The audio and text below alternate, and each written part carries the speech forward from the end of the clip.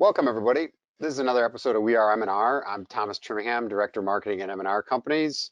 And today we're talking with Bruce Ackerman of Printavo. So welcome back, Bruce. I appreciate you joining us here.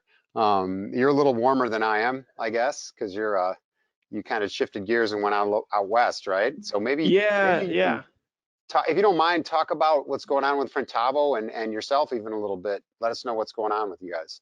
yeah.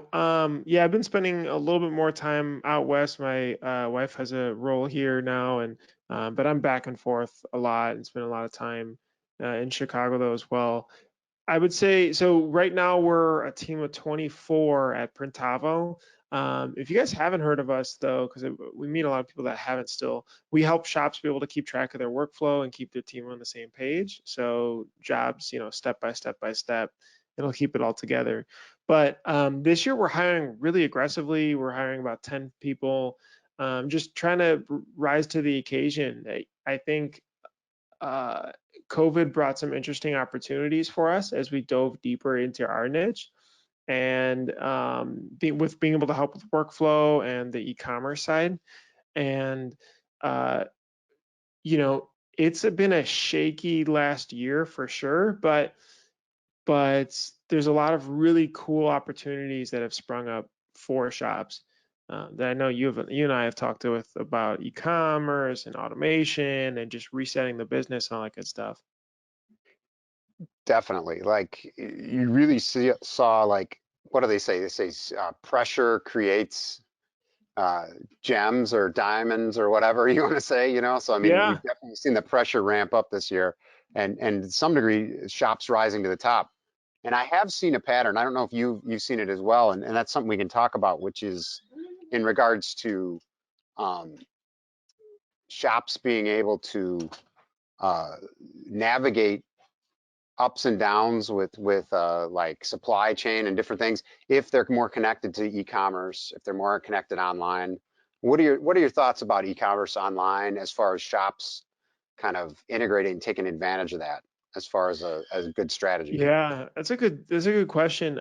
I think about a third of the shops out there have gotten into some sort of store, like running stores or doing fulfillment off of stores. And I feel like that's kind of an optimistic number. I think there's still a big, huge chunk of shops that have not gotten into stores for one reason or the other. I think it's just more, it's a new thing to learn. It's technology, there's tools, you got to connect stuff, you got to learn new workflows, processes, train people, all this stuff. Um, but I think it's still a very much so a blue ocean for shops to get into, kind of like live printing as such, right? It's not, it's historically, you could get an order by, your aunt who's a PTA member, right? And then you do that, and then they refer somebody else, and you're kind of doing some cool stuff on the side, and you keep growing that. I think because there's been no group events or big things together, the space shifted quite rapidly over the last 12, 14 months. And that's pushed e-commerce and fulfillment much more forward facing. So the shops that we see really taking advantage of that are the ones who are thinking less of their business as a print shop and more as a fulfillment partner for their customers. And this isn't, it's not a scary thing, right? It's people that just learned and did one store and did two stores and three stores, and now maybe they're much further along. But it's pretty exciting, and we have Printavo merch to be able to help with that. Um, but uh, but I think shops have to get into it to be able to continue to grow. Yeah, exactly. I think that, it's almost like adding extra service in a sense, right, for a shop because they're looking at you have instead of them producing a service for people that are buying a service, they're actually producing a product in some sense a lot of times, although Hmm. you can obviously promote a service online as well, and just kind of sell that way versus over the counter. But a lot of companies are finding that if they sell their product or they sell a finished product of their own set, like their own designs as a product, then they can actually make more margin and they have more opportunities if they go right to the customer versus dealing with an intermediary. Sometimes they can make more margin by going online than they can if they, are just selling a service in that sense. And it depends on your business model to some degree as well. But I have seen a notable pattern with shops, kind of being able to navigate some of the ups and downs a little bit easier if they have that, I guess, that wider net, in a way. Now with Printavo, like I think that was a good point you brought up in the beginning, like just to make sure everybody has clarity on what you guys do and what you guys offer. I think that's important for shops that may still be using paper, post-it notes, right? They're using a big whiteboard, markers, whatever to track orders. What specifically do you feel like is the biggest benefit of a shop like taking organization and software management of orders seriously? Like, what's the biggest benefit for somebody to look at grabbing a Printavo? Yeah, I Uh, mean, when you have a process that you think works kind of well, you can use technology to make it a lot more efficient. Um, you can also use technology to help you continue to save money on, your production team or what you're doing currently, right? I mean, if orders just take longer to turn around than they should, you're spending more time, which is money in your business, on those jobs. And there's a lot of these hidden costs, let alone missing due dates and a bad customer experience. I mean, the level at which some of these shops are delivering customer experience to their end customer is really, really neat, with texting their customers that their order's been shipped with their tracking info, giving transparency of where their order is, just creating a really strong wow experience, right? And a wow experience could just be answering the phone or responding to an email within a couple of minutes. But by doing that and then pairing it with a system like Printavo to help automate a lot of these things in your business and keep everybody on the same page, it really just makes businesses a lot more efficient. I mean, continuing to run on like a QuickBooks or Excel, it works, but what do you want? Do you want to make your life easier and not have to be stuck in the shop so much, and be able to pull things up on your phone and or be at home? That's where we help shops get to the next level. yeah, that ties into a lot of the stuff in a weird sort of way. It ties into some of the pushes that we see in the industry as a whole, which is even mechanically, like people are wanting to automate now, and when you talk about automation, there's this weird sort of feeling like you just imagine arms of robots coming out of the, the side and just like doing stuff for you, Tony Stark style or something, whether it's folding shirts or doing stuff. But it can mean a lot of different things, whether you're automating, you're basically taking a system, like you're saying, like taking an ordering system and taking steps out, right? Maybe you have a push system where when you finish a task, you click a button, it pushes automatically to the next step, which removes a task of actually moving that, whether that's in a QuickBooks format or moving a piece of paper. One of the interesting things when we talk about automating, even from an M&R standpoint, you talk about automating. One of the simplest ways is just to look at tracking steps for each process. So in the case of like say computer to screen machines, like that's a great example of how there's hidden, like you're saying, there's hidden time that where people can save. Like you could save an enormous amount of time when you realize how much time people actually spend walking around holding films. They that's one thing they don't categorize. They think, well, there's the cost to the film, and there's the cost to storing the film, and there's a cost to having the process of stuffing the film in there and doing different things. But people just actually spend a lot of time when they're before they get a CTS machine, actually walking around carrying films. And we found that that was one of the biggest savings from it when we were tracking it, which was interesting. And there's a lot of other costs like that, I think, in other systems as well. When you look at when you're going from a manual shop to an automatic, for instance, um, Sure. I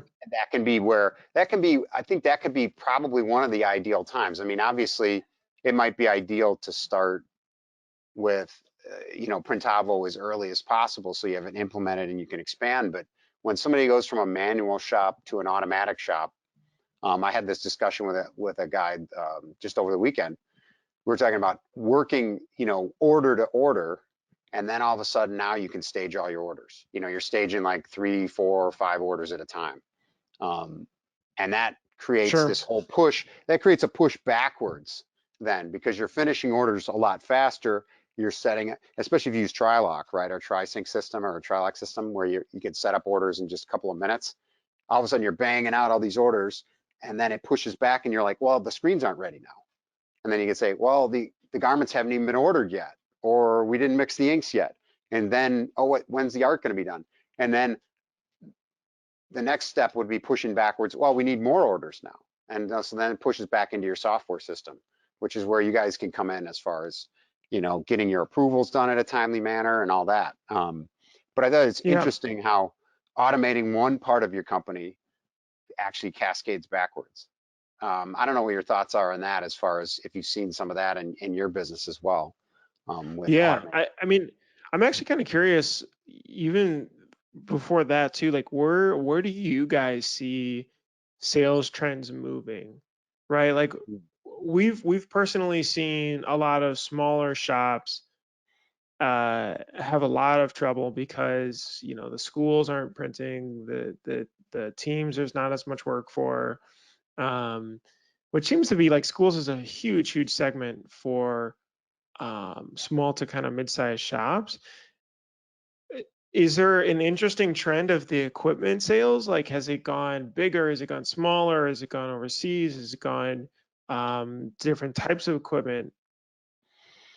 Yeah, it's a weird thing, and it's hard. I don't think we've had enough time, honestly, Bruce, to really tell any kind of trend right now because what we did see was we saw um, what I feel like was a big surge at the end of the year. There was a lot of kind of energy and kind of like enthusiasm at the end of the year where people felt like we're finally getting through this thing.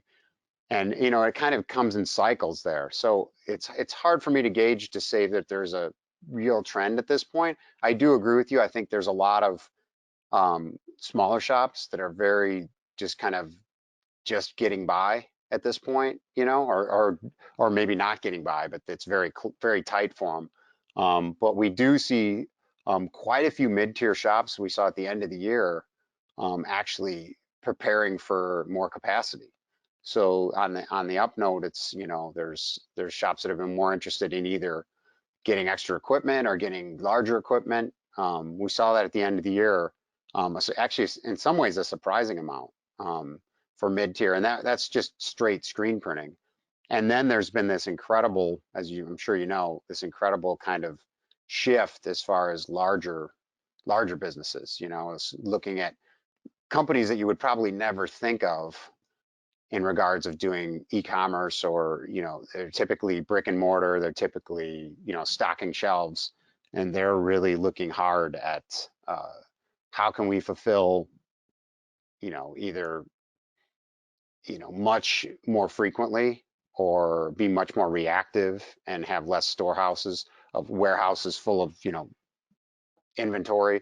So there's a lot of rapid kind of reshuffling of the deck, so to speak. Hmm. Um, and we're actually as we speak, kind of like doing different surveys, different evaluations to try to find out some of that information because it's hard to really nail it down right now because I think so much of it's fluid. But that's kind of what I'm seeing, as far as Yeah. equipment, and shops, and and our our group, the people that run M&R presses and whatnot have always been really resilient group for the most part. I mean, they figure out a way to make things work. So Hmm. if schools are closed, they pivot. They start helping out local businesses. I've talked to so many printers that they're just to keep things going, they they've had to shift. To some degree. But I'd be interested on your side. Like, are you seeing different demand as far as shops software wise? Do you see people requiring different levels, wanting extra services and that sort of thing? What are you seeing on your side? Yeah, I mean, people definitely wanting to get into stores is big. I think what's really tricky is well, people definitely are. Everybody always uses the beginning of the year to get started and like a fresh slate with organization, and so we're really busy generally with that. I mean, historically there was Long Beach, right, and so that also helped fuel it. Um, uh, Also, shops that just tend to be kind of busy to get started or switch their system at the end of the year, so they all pile in early on the year. But I think what's fascinating though is some of the sales cycles have been a bit different and more extreme than normal. So we were working on some data around like what is the general sales cycles of number of orders coming into their shop, and then and what how do we compare those number of orders created in the Printavo system to previous years. And I'm actually pulling it up right now so I could share my screen so you could see it. But um, it's interesting. I mean, there's definitely here. Let me pull this up. Sure. There's definitely some fascinating uh, um, trends that seem to be more extreme in that like slow periods are slower than normal, busy Hmm. periods can be busier than normal.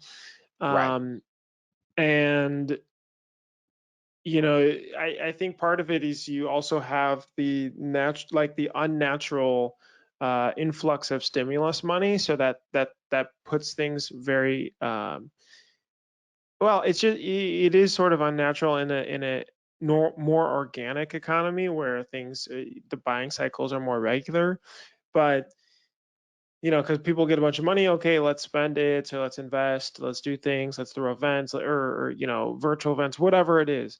But um, but like for example, February that we're seeing now is definitely a bigger drop than normally previously compared to other years. So, but here's the flip side: is January was a lot hotter to kind of get going, Hmm. and so was the end of last year. So Yeah. We saw the same sorts of funny. things. And I think industry wide, we saw that. Yeah. Yeah, I gotta, by the way, as a disclaimer on the data, I need to kind of normalize it for the shops as we've grown. So I just need to divide that out. But it's either way, just to look at it, it's kind of interesting to see the Yeah. seasonal trends as well. Yeah. And where like Thanksgiving and Christmas just completely falls off and then picks back up Mhm. fairly quickly again. And so, Yeah, we have that sort of curve as well. Well, there's a big push from machine sales. Like if people want to buy a press, they generally like to do it. They like to fit it in at the end of the year. So there's a lot. We get a rush. We generally get a rush, but oh, sure. we saw a crazy rush last year, and then we get and again with the beginning of the year, a lot of times you see people want to start the year strong. So it does kind of echo what you're seeing to some degree, which makes sense. I just want to touch on marketing just real quick, for people Yeah. that some different ideas that you maybe have seen. I can share some of mine, but if there's some marketing tips that you've seen shops that have tried. Obviously, we know we already touched on the store thing, but maybe there's some things related to that. If you have some different marketing tips for people that Yeah, from what you're seeing. definitely. Um, The first one absolutely is reviews. I mean, there's something called social proof that's very important. When you're looking for a restaurant, you don't know the area potentially, you know, you maybe go to Yelp, you go to Google, and you're looking at the reviews. You just don't you judge up businesses. It could be the best food, but if they have a 2-star review, you have a judgment and you either move on and probably pick something else. It is what it is. So use that to generate positive reviews for the business. Send an email to customers, automate that with if you're on Printavo. If not, there's other tools. There's a tool called signpost.com. There's a lot of them out there. Or just email them, you know, hey, thanks so much for ordering, can you review us here? Template it out in Gmail and just send it every time. That also helps because not only do you get positive reviews, if people are pissed off, they can just respond back. And you can say that if you didn't have the best experience, respond back so we can help make it right. But that builds up social proof, right? And you can do social proof on your website too. Obviously, having a really nice website on something like Squarespace, for example, you know, putting maybe how many shirts did you print this year? Uh, what are some big brands that you've printed for? Some cool things locally, right? Pictures of that, right? This all builds social proof to so people in that like 4 or 5 second judgment introduction, they're gonna give you a positive experience and reach out. Put a phone number. That's a really good one. Put your phone number at the top. The tricky part though is answering the phone. So as soon as you can get somebody part full time to be answering the phone. It is shocking how many shops just do not answer the cell phone or the phone number that's on their website. It's such a bad practice. Yeah. And you just lose sales. So, answer the phone, pick up the phone. The other thing I would say is most of your business, especially if you're growing, is going to become from is coming from returning customers. So treat them really well. Ask them for referrals. Hey, is there anybody else that you know that we can help? Talk to them. Don't just reach out to them when you need business. I'm always trying to talk to shops or go visit or get lunch or whatever. How are things going? Just asking how's their shop, how's their business, especially now when everything's still funky. Be present with them. People do business with people, A, because their service can help them, but also because they just like them. And so Yep. be that person that they like. And then I'd also say, last thing, we talked about this before, if you haven't done online stores, Yeah. run your first online store. It's scary. Run one, somebody with a good following, Hmm. somebody that knows that they can market, right? So that customer can send emails or Instagram posts, and like posting one time on Facebook, Yeah. they got to do more than that or else the store is going to flop. So start with one person, you can learn it, you'll pick it up, and then um and keep pushing forward. I mean, those three are what some of just the really tight knit shops do very well. And There's those are, no like secrets here. It's yeah, just like yeah, it's kind of basic stuff, but it's just doing it and then yeah. doing it long term and consistently.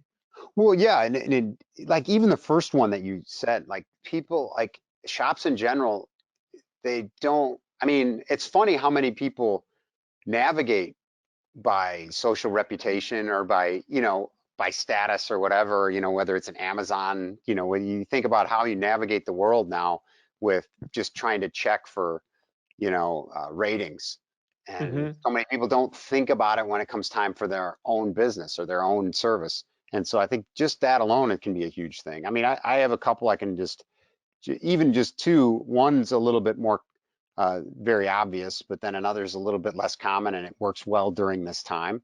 The first one is just, and maybe this works with your software as well, so you can chime in, but upsell, cross sell, and maximize each order. So in a sense that when I was working, I spent 25 years grinding out artwork for different companies, small to large. And one thing that surprised me when I had a chance to talk to the customers, and a lot of people do this step, but it's surprising how many people don't consistently do it, which is if you have a design and it looks amazing and you've spent some work on it and it really works well and it's on a t-shirt, offer the person some hoodies and actually mock it up visually on a hoodie and show them that mock-up and actually and say, well, this is going to be already set up on the press. So while you're printing this, you can have X amount of hoodies with your order. And Hmm. I checked it and I had about a 70 to 80% success rate in selling that. And all it is Hmm. adding extra volume on the end of the order. So it literally can add, whatever percent of profit to that because you're not doing an extra setup. And so that's the pitch to the customer. So that like upsell, in a sense, it's like an upsell and a cross sell. And then a cross Hmm. sell is just, it's literally saying any compatible product, but that would be appealing. So in general, if you're ordering t-shirts, why not get a couple of hoodies that you can wear in the evening with the same cool looking graphic, as long as it fits on the hoodie print area, Sure. and then maximizing is just how many people do you know that have ordered t-shirts and then go, oh, darn it, I forgot Joey, or I forgot Sarah, or I forgot, they forget one person and then they're stuck, right? And so it's like Right. actually encouraging people to order one, two, three more.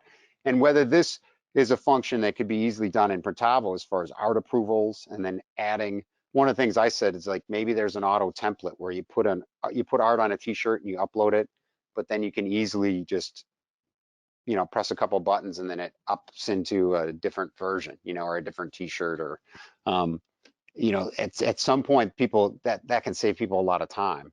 Um, Yep. the What the I I think Sorry to cut you off. No, go ahead. You are actually, I don't think people know that you're super talented on the art side and SEP side. Well, Um, thanks, Bruce. I'm curious, like, where do you think the trends are going with that? Because I see these companies like GraphX, um, Mhm. they have literally trained teams on using Printavo and handling people's artwork there. Yeah. Now, other shops on the flip side say, well, art is one of our like making really good quality art is uh, like part of our core, right? Mhm. That's what helps differentiate us. Yeah. And maybe it's just more of the production art side, right? The actual steps in digitizing is more Mhm. kept outsourcing, but I also see some people bring them in for like art approvals and just following up and getting things pushed down. Yeah. What do you see as the trends there and where things are going on that end? Because I do see what's interesting and why this ties back is that smaller shops, a couple people, one, two-person shops getting going are using a service like GraphX as an Mhm. augmented employee to not have Right. to manage somebody and they can just keep running and doing sales and printing. Yeah, I think in a lot of ways it mirrors people that are successful with e-commerce stores, right? I mean, it's just understanding how to reach out through the internet and get stuff done, whether it's business or, providing a section of your service. Um, to some degree, it's also how shops start. Like I've talked to a number of shops where the art is kind of ingrained in the motivation that they actually had when they start. And that in those cases, I think it tends to be that they want to take ownership over the art a lot more. And they're looking at their Hmm. business a lot more as a craft to some degree. And then but as far as trends go, I definitely see there's a trend for more of a professional kind of universal standard of getting art quickly and getting services done remotely now. You know what I mean? Like whether it's having freelancers on staff or people that, will do stuff quick for you. Historically, even a couple of years ago, it was a lot harder because people, Sure. you get an artist online, but they would be a brochure artist or they'd be a logo artist and they didn't understand how to do separations. And they would build you stuff with a bunch of gradients that'd be a nightmare. But now it's a lot more, it's a lot easier to find people like you said, like GraphX, or there's a couple other companies as well that produce very reasonable stock art, or they can be as part of your company almost as retainer. So I think those Sure. are good options for people. And I think they're definitely on the upswing. And some of those companies are providing a really great service for smaller shops. So I'd encourage people, if they're struggling with keeping up with artwork or doing artwork that they're proud of, it's like broaden your vision and just reach out to some of these shops and just or some of these services that offer this stuff and test it out. There's very little cost in trying that kind of a service, and seeing how that relationship works. I think that probably the two biggest concerns people have is ownership of the art, understanding how it works with copyrights if you're using somebody remote. And then the other concern that people have is just the turn time. Like a lot of shops don't want to wait, 24, 48 hours to get a art back for an approval if it's a fast turn job. And a lot of these services now are pretty fast. So, yeah, Yeah. I Yeah, would I've encourage seen that. people to look And at that. plus working on similar time zones too, which I've seen. And I guess that does pair with, like you talked about, having a CTS.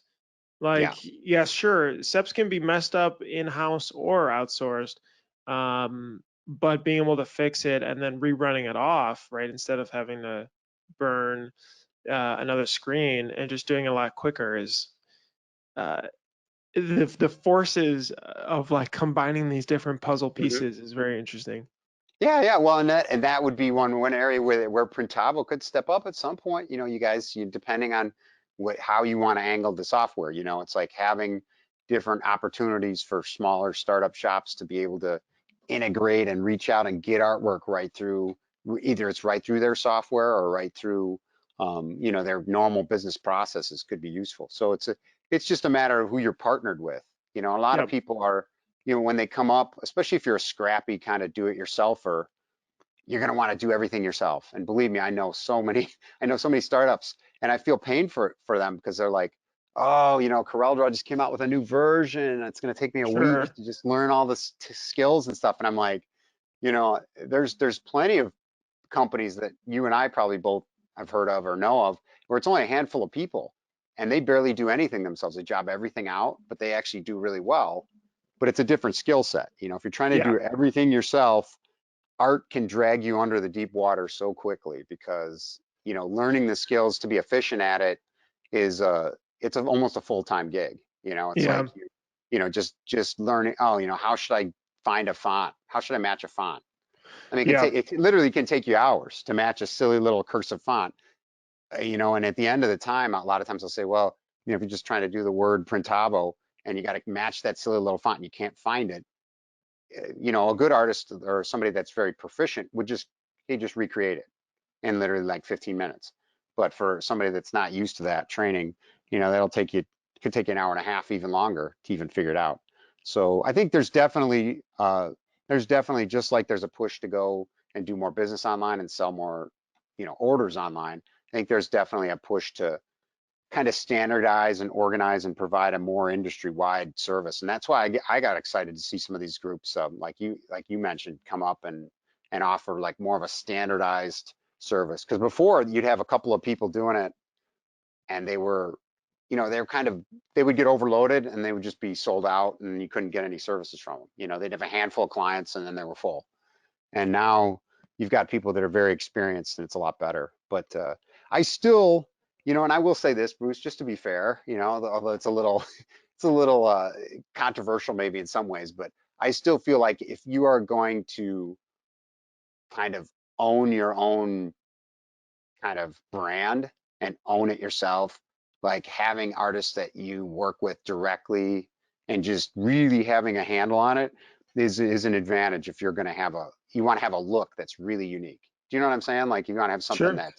that is like your line of shirts. That's something really unique. That's probably something where you either need to get an in-house artist or you need to get somebody that's on contract or works directly with you, just for that purpose, because it's hard to, there's so much kind of back and forth and little looking at things and then having them there when you produce the garments that I just haven't really seen a replacement for that yet, if that makes sense. You know, it's Sure. like you want to produce a brand that's going to wow everybody and it's going to go nationwide and it's going to be the next big thing, you know. It really helps to have the artist under the roof, kind of speak, you know, For so to speak. sure. Uh, That makes that's sense. just my take, but yeah, Yeah, it's interesting, interesting. interesting It stuff. is. But I mean, you know, especially as the world becomes a lot more, like, we look in software side, right? And in tech, uh, there's teams that are extremely international. And M&R is, right? I mean, you guys yeah, have a big presence in Europe too. So it's like, um, as we come closer but are physically distanced, and now with the tools, and I think COVID forced a lot of companies to be that way anyway. It's just interesting how shops can use that to their advantage, to have people that are more well trained that maybe here or not here, but at least to move jobs forward quicker, or just deliver a better customer experience. I mean, even like the approvals is such a hidden, something we've been looking at is it's such a hidden time sink of approval sitting out there. Let alone, I mean, you talk about quote approval sitting out there, and then, you know, not following up on a sale, hmm you know, and how can you help? Maybe you have somebody that's helping you follow up on a sale, right? You write a couple notes about the order and what it's about, and they write something very personal, and it's just solely following up. You get four more orders, five more orders a week, or even a month, just what yeah, that can mean, right?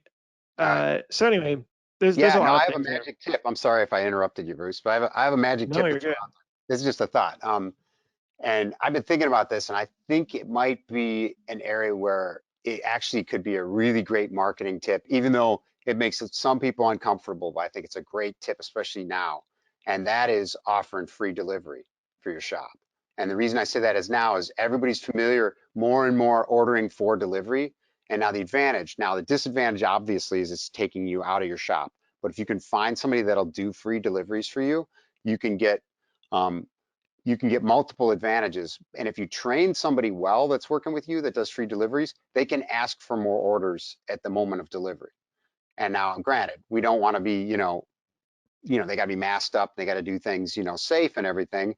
But meeting with the customer when they get the garments and handing the customer the garments is actually a level of service that I've seen be very successful. And it sounds very old fashioned, but it actually results in quite a bit of residual sales. So it's just something to think Mhm. about. Everybody's Yeah, familiar with ordering depending on the Grubhub and shop different and things, and yeah, just there's a interaction that happens at the moment you hand off the garments, and the person is really receptive in that moment for especially if the garments came out well, and they're excited. There's a receptivity in the moment there where you can, hey, do you know anybody else that might want an order? When do you think you might want to order again? And I'm so glad you like it. Here's a card, hand it to somebody else in the future or whatever. There's that opportunity which you just don't get if you ship everything. So it's just a thought, if you're doing a lot of local business, trying to help people out. I've seen that really work well for smaller shops. Um, yeah. We actually did that when we were running our little shop on campus at University of Illinois. yeah. Our whole thing was we'll locally deliver it there because I mean, we weren't shipping anything, we weren't doing anything outside of the campus. It was all like Greek houses and organizations and clubs and the Mhm. university and stuff. But yeah, we had a friend who would drive and drop off all of the orders. We didn't use it though, which I think is definitely smart as like a more personal relationship building thing. Mhm. But yeah, for us it was that was our little thing. Well, you don't want to light the box on fire and throw it at the person, but a little bit the opposite will go a long way. Well, I want to Yeah. be respectful of your time. I really appreciate you. I know how busy you are, so because you're trying to wear 10 hats and still run the software company. But if anybody wants to check out your check out your service in the M&R group, what's the best way that they should check out Printavo and see if it's right for them? Yeah, just head to printavo.com. You could set up a free trial. You can live chat with our team. You can give us a call at our 800 number on top there. You can poke around. It's very flexible. We have a really talented team that can help learn about your shop and then see if Printavo is a good fit. And just keep whether you're just getting started or whether you got a pretty big enterprise. Um, Printavo helps a lot of different shops now. So yeah, but thanks for having me on. Oh yeah, for sure. Eventually we'll hopefully see each other in a show, whether we're masked up in hazmat suits or whether we can shake hands, we'll be seeing. But Long we'll Beach, go from there. allegedly. Not that I don't like the crew, but I have my doubts in Yeah, California. yeah, But I do think Fort Worth. I mean, that's coming around, and Atlantic yeah. City, and All right, so yeah, that'd be all awesome. right, I'm excited. all right. We'll get you in a cowboy hat for Fort Worth, so we'll see. We'll go from there. I'm in. All right, all right. Well, I'll see you then, man. I appreciate it. All right, thanks, Tom.